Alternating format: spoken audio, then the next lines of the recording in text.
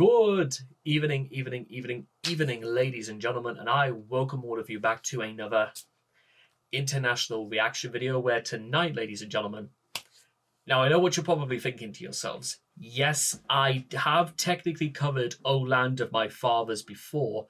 However, I kind of wanted...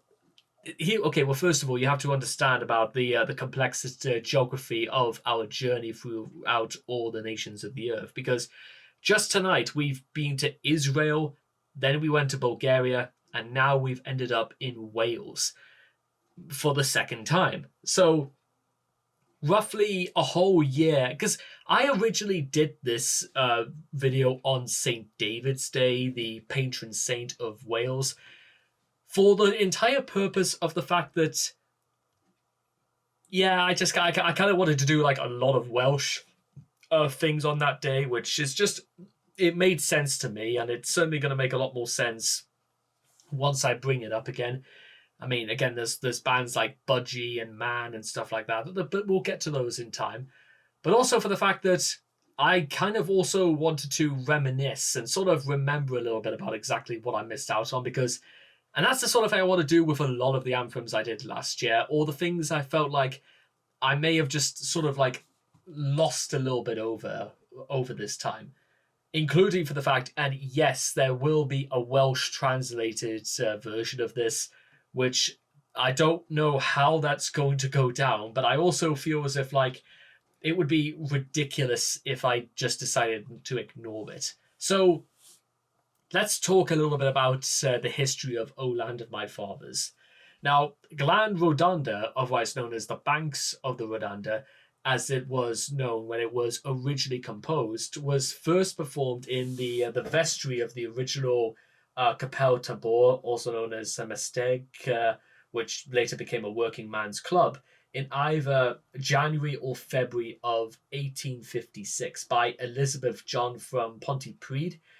I actually know where Pontypridd is, but there's actually quite a lot of places in Wales that I do know just through namesake. And yes, that's even ignoring the one that's at least 27 word letters. Where is that? I'm gonna pull that clip up. Where is it? And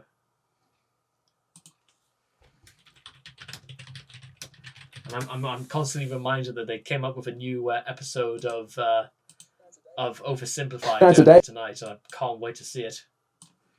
So yeah, okay, so here it is. This is Liam Dutton, and you may remember this. This is where, I'll just let explain. Now today we had a big contrast in temperature across the UK, just 12 degrees over coastal parts of eastern England with cloudy skies, but in the sunshine in northwest Wales at RAF Mona, just up the road from Llanfair to Pwllgwyn, Gellgogera Cwndrobwll, Llantysilio Gogogoch, the temperature got to 21 Celsius at 7. That's impressive that he managed to do that, and I can't even...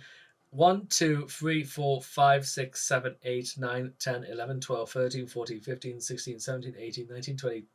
21, 22, 23, 4, 5, 6, 7, 8, 9, 30, 31, 2, 3, 4, 5, 6, 7, 8, 9, 40, 41, 42, 43, 44, 45, 46, 47, 48, 49, 50, 51, 52, 53, 54, 55, 56, 57, 58 letters long! Bollocks to that! In Fahrenheit. Who on earth comes up... And then you got, again, it's literally Cardiff down here. But again... Who has the time to come up with a place name that's 59 letters long without a gap? They must have been... I wonder if the person who came up with that place name was having a field day when he decided to come up with that. But all credit to Liam Dutton for actually pronouncing it as best he could, I would say. Oh, dear. If there's anybody who actually comes from that part of Wales, well... I guess I'm sorry. And anyway, so it was literally just developed in a working man's club in 1856, and it soon became popular in the locality. Now, you're going to love this guy. He's called James James. That's how good he was. It's actually also pretty good if you're suffering from dementia to just give yourself the same name. It makes sense. The Welsh were certainly onto it, even as far back as the 19th century. Anyway, he was a composer and a harpist who played his instrument in the public house, which he ran for the purpose of dancing. Please tell me the club was not called the James James. That would be like the cherry on top of this cake. So the song was originally intended to be performed in 6/8, but had to be slowed down due to its present tempo, and it was when it began to be sung by large crowds, and that would be pretty interesting. And I'll go through a little bit more about this. The popularity of the song increased after the Llangolian Eisteddfod of 1858, where Thomas Llewellyn of Aberdare won a competition for an unpublished collection of Welsh airs, with a collection that included Glan Rhondda, and the adjudicator of the competition, Owain Alor, otherwise called John Owen, asked for permission to include Glan Rhondda in his publication, Gems of Welsh Melody. This volume gave Glan Rhondda its more famous title, Hen Wlad Fy Nhadau, and was sold in large quantities and ensured the popularity of the anthem across the whole of Wales. And again, the whole of Wales, that's like, again, no mean feat, that is. So you're talking almost sort of slightly just outside Cheshire, all the way down to Cardiff, and presumably a bit of Swansea involved as well. Is Newport, like, I don't think Newport's not South Wales. Newport's not South Wales, is it? I'm probably thinking of somewhere else. Anyway, at the Bagnor Eisteddfod of 1878, Hen Wlad Fy Nhadau gained further popularity when it was sung by Robert Rees, one of the leading Welsh soloists of his day. And let me tell you, there are some pretty big soloists from Wales as well, with very, very deep, almost throbbing voices, I want to say. So again, if there's one thing that I absolutely can say for Welsh choirs and singers, is that they boom, but they do it without roaring. It's almost like a purring boom is the best way to put it. Anyway, it was increasingly sung at patriotic gatherings, and gradually it developed into a national anthem. And it was actually one of the first Welsh language songs recorded when Maj Brys sang it on the 11th of March of 1899 for the Gramophone Company as part of its first recording in the Welsh language.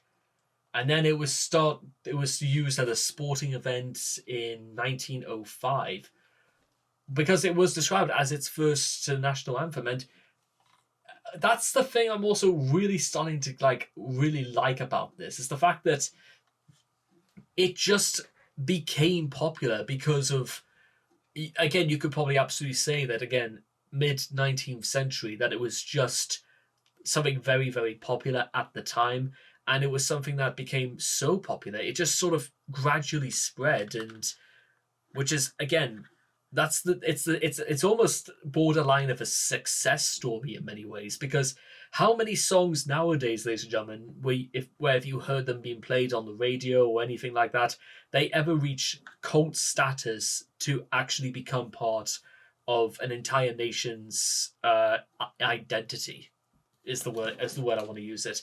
I mean, for example, think about it. California Girls is like one of those songs that's probably going to follow me to my grave. But even after 14 years, it's hard to imagine the state of California is ever going to adopt that as some sort of national anthem. Probably not. But again, for how popular that song is, and probably will be for another 14 years, it's not quite going to reach that level of recognition, which is probably maybe for the best, probably, I don't know. Anyway, so with all that being said and done, if you guys want to check out the original video once again, links once again will all be in the description down below. So let's begin. And please rise for the national anthem of Wales.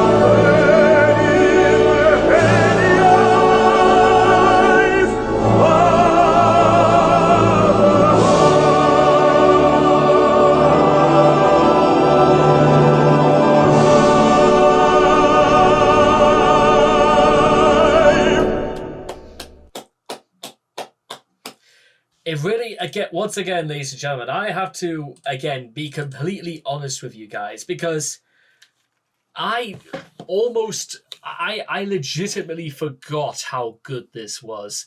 It was, you could have told me Pavarotti was doing this, and I would never have doubted anybody for a second. Because, like I said, I don't know if it's just some incredible institution that the Welsh have compared to the rest of the world, but it comes from somewhere very, very deep, and it arrives with thunder and love and thunder, you may say. And I don't quite understand how.